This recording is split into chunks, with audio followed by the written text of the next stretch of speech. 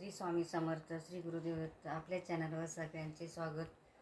आज मी तुम्हाला श्री स्वामी समर्थ चरित्र सारामृतीचे पारायण करण्याच्या अगोदर जो संकल्प करायचा आहे तो संकल्प कसा करायचा ते मी दाखवते तुम्हाला.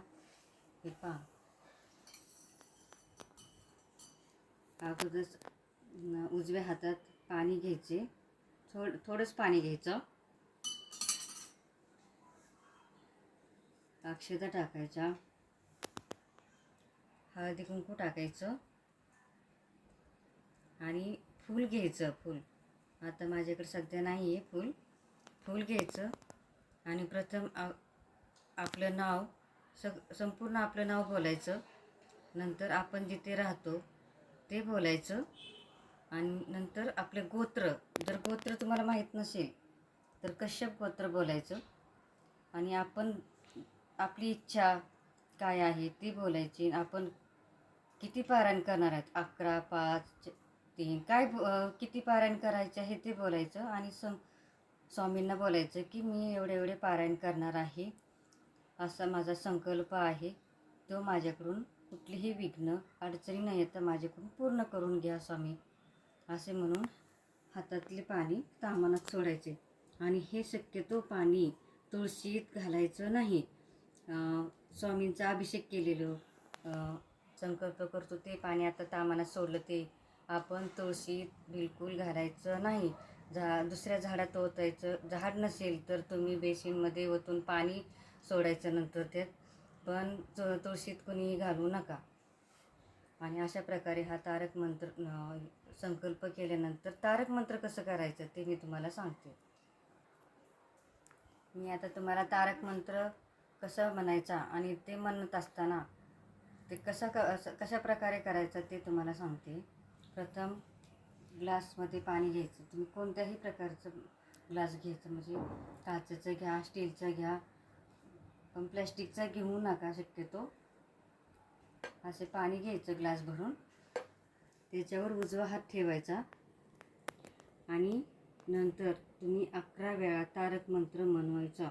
आणि तारक मंत्र म्हणत असताना अगरबत्ती, दिवा वगैरे चालू पाहिजे समोर. 11 वेळा तारक मंत्र म्हणायला 5 मिनटं लागतात. 5 मिनटातच होऊन जातं ते. तर तुम्ही ते उजवा हात पाण्यावर ठेवायचा आणि 11 वेळा तारक मंत्र म्हणायचा आणि ते चालू असताना अगरबत्ती चालू ठेवायची.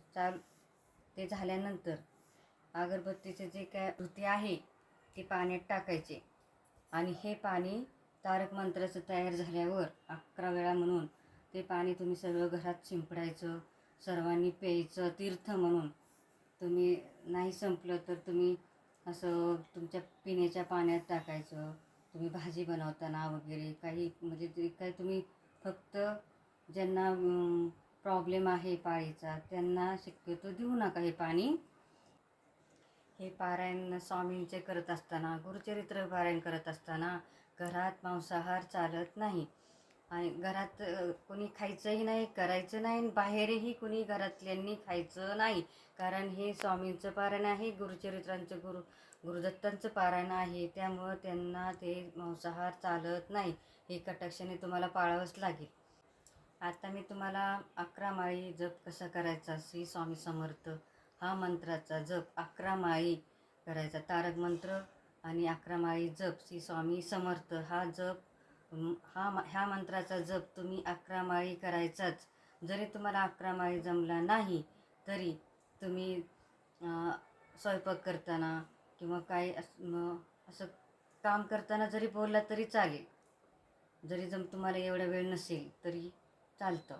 पण 11 स्वामींचं नाव घेण्यात कसलाही टाईम नसतो. तिथे तुम्ही एका जागेवर बसा, चालत चालत बोला, पण ते 11 माळी केलं तरी एकदमच चांगलं. पण तसे ते जमलं नाही तर तुम्ही काम करताना श्री स्वामी समर्थ मंत्र जप केला तरी चालतं.